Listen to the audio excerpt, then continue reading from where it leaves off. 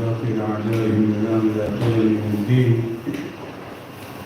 أما بعد، قال الله سبحانه وتعالى في كتابه الكريم: هل يستوي الذين يعلمون والذين لا يعلمون.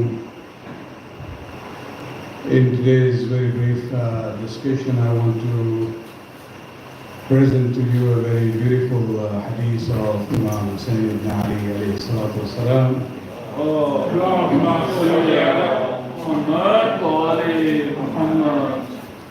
As an example of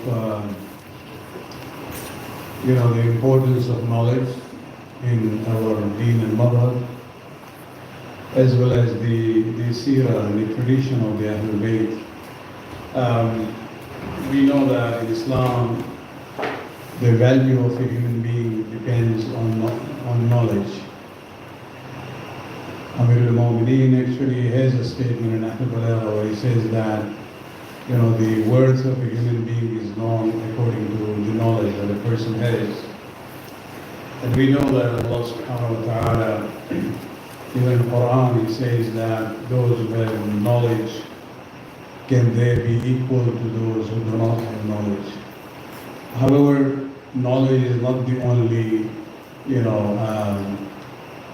criterion of success and salvation in the hereafter.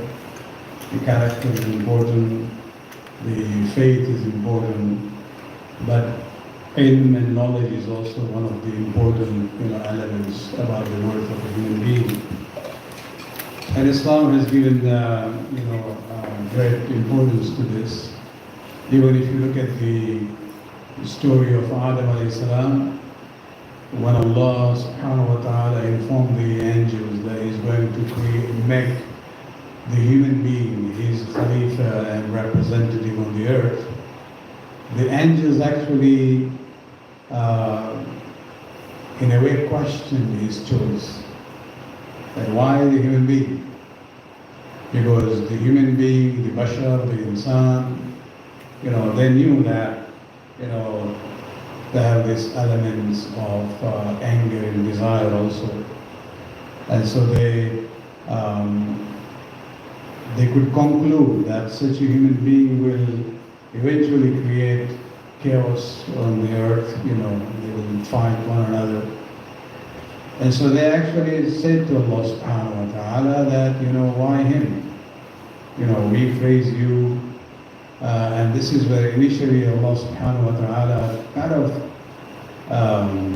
rebuked them by saying, Inni a'lamu ma la ta'lamun. I know what you do not know. So in a way, it's not your place to raise any objection about what I'm doing. But then Allah subhanahu wa ta'ala decided to justify His choice of human beings as His representatives. And what does He do? He's given this potential of knowledge to Adam, gave him some knowledge initially. And then He asked the malaika, the angels, to respond to those questions. And they were not able to do that. And this is what Allah subhanahu wa ta'ala says to them, did I tell you that I know more about him than you? And so my point here in the story, it's a long story, but the main point here is that Allah subhanahu wa ta'ala justified His choice of Adam as a human being to be the Khalifa and representative on the earth based on the quality of knowledge. Of course, the knowledge came from Allah anyway. And so this is something which is a given as Islamic value is concerned. But I would like to share with you a very interesting story from Imam Hussein alayhi salam on this issue, where there was a person who came from outside Medina, and he basically came to Imam Hussein alayhi salam, and he says that I belong to a tribe where there was a conflict between our tribe and another tribe. Somebody was killed from the other tribe, and now we collectively are liable for it. So we have to pay what is known as the blood money, dear. or diyat. But, and I'm the person in charge there, but I don't have the means to pay it. And so he says that when I thought, where do I go to ask for help? If I have to beg to somebody, let me go to somebody who is the most, to the family which is very generous. And I couldn't think of anyone but the family of the Prophet. So I come to you. Imam Hussain alayhi salam, he says to this person, Ya Akh al-Arab, as'aluka an thalatha masail. He says, oh my Arab brother, I will ask you 3 questions. If you ask the first one correctly, I'll give you 1/3 of what you need. If you answer 2 of them correctly, I'll give you 2/3 of what you want. And if you answer all 3 of them correct, I'll give you the whole amount. Now, it's important to realize Imam Hussain alayhi salam there is linking his charity with the knowledge of the recipient. If you're able to respond to this question, I will give you the full thing. And so this person, of course, he was intelligent. He says, Ya ibn Rasulullah, amithluka yas'alu an mithli. He basically complained that, oh, son of the Prophet, it's not a fair competition. You are asking questions and I'm supposed to give the answers. You are from the family of knowledge and honor. This is where Imam Hussain alayhi salam says to him that I have heard my grandfather, Rasulullah sallallahu alayhi wa sallam,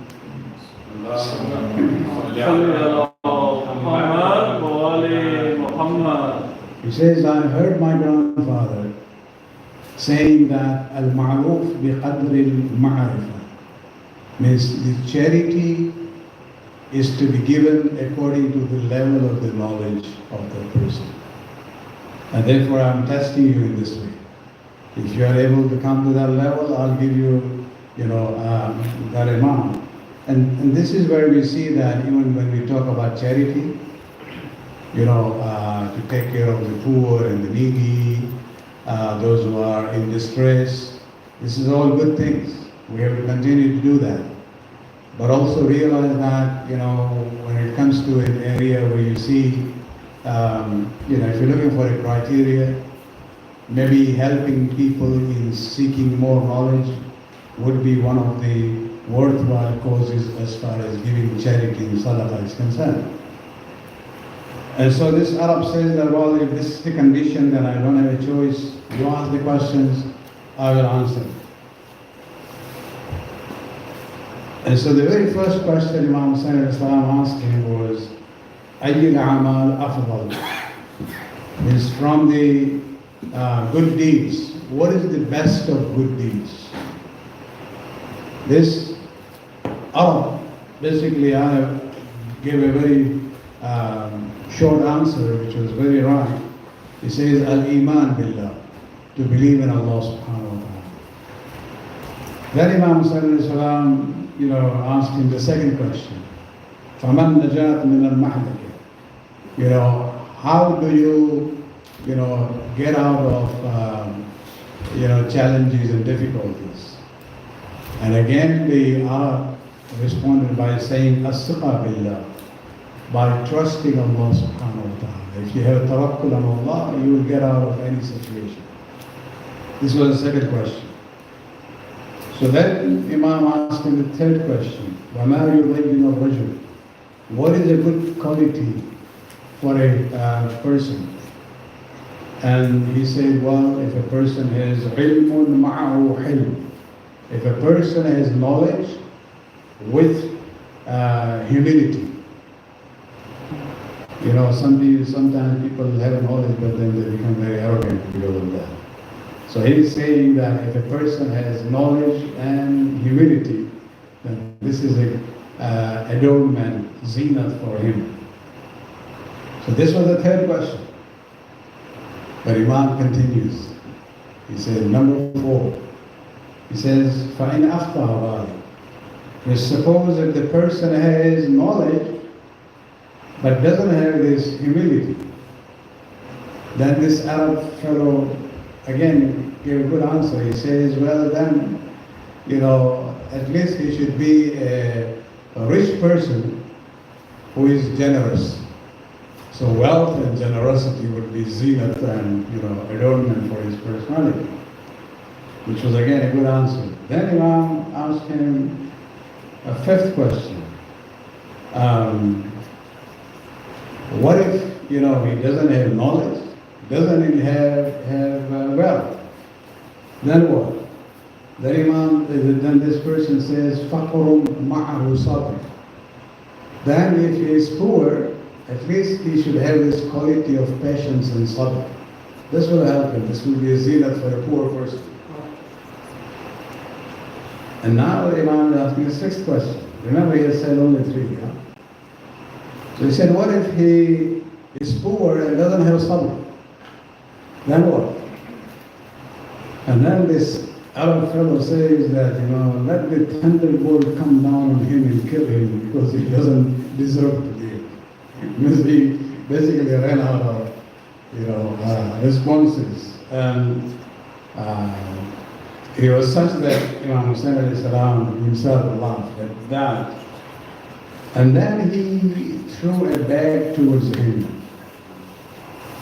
which had 1,000 dinar. And then he took out his ring, and which was worth 200 dirham, and he gave it to him. So remember, the bag had the money that he needed, and that was a reward for his three questions that he asked. The other three, which were bonus, Imam took out his ring and gave it to him as a bonus prize. And Imam told him that, fulfill your debt by that money, and you can sell this ring if you want for your own personal, needs. And this is where this Arab was surprised, because he had not yet mentioned the amount that he needed. This is the main point here, that he had not yet, asked him how much I need to pay. But Imam was able to give to him exactly what he wanted, plus the ring was given as a bonus for the three other questions.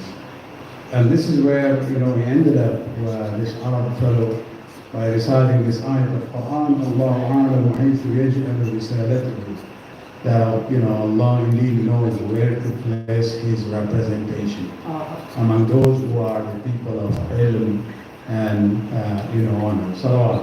Allahumma salli ala Muhammad wa ali Muhammad. And this is where I wanted to, connect this statement with another theme where briefly I'll be talking in Urdu also about this in different contexts. That when we talk about knowledge, we have to make sure that, this is one of the main, qualities of a human being, and especially of those who are from the faith of Islam. There was a time when Muslims were in the forefront of knowledge, science, technology. But now we are lost. And it is because we really have moved away from the teachings of Islam. There was a time when the places where you go to seek knowledge were same places where you seek religious knowledge as well as the worldly sciences. You have ulama who were also familiar with the sciences that were relevant for their work. In the past, the ulama also used to study, astronomy, not fully to become astronomers, but they would study the basics so that they can know how to calculate the time for the prayers. They have to know sunrise, midday, sunset, dawn, fajr, Or for example, when it comes to the issue of finding the direction for Qibla.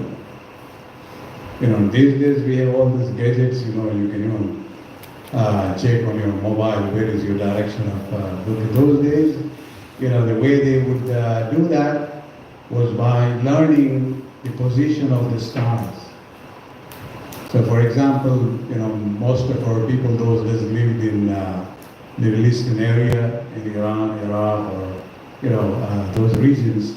So they would actually learn that if I stand in this direction, and if let's say the moon is on my right side, what is the direction that I'm facing now?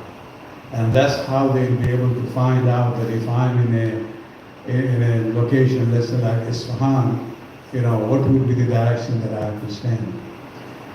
And that's where we see that even the people who went for secular sciences, even those who went for medicine, they also would learn something about religion, because it was all in the same locality, same, let's say it's a university where you study about religion as well as about secular sciences. Now there is a separation there. And this is the impact of colonial style, which had impacted the Muslim world. Of course, the fault is of their own because they abandoned their own values. For example, you have a very prominent, alim in Baghdad in the 7th century by the name of Tusi. He was a scholar who wrote a very technical and advanced level book on theology, which was then, the commentary of that book was written by Allama Hilli. They were all contemporaries. So you have this Muhammad Tusi writing a book on theology of the highest, classical level. And Allama Hilli is the one who wrote the commentary on that. It was so complex that people say if Allama Hilli didn't write the commentary, the people will not be able to understand the writing of Muhammad Tusi. But that Muhammad Tusi was not only a theologian and a philosopher, and a scholar of knowledge. He also was very well versed in science. In the 70s, for example, one of the Russian astronomers, in his discovery, found one planet.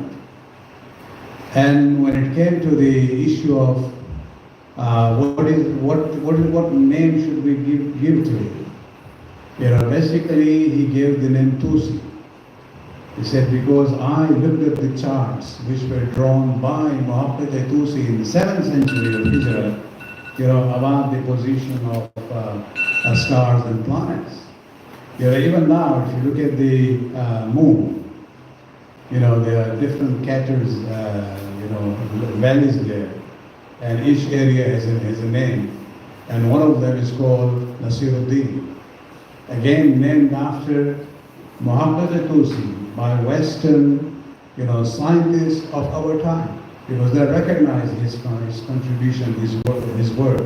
So you have one person who is at the highest level in theology and philosophy, also in the sciences of his own time.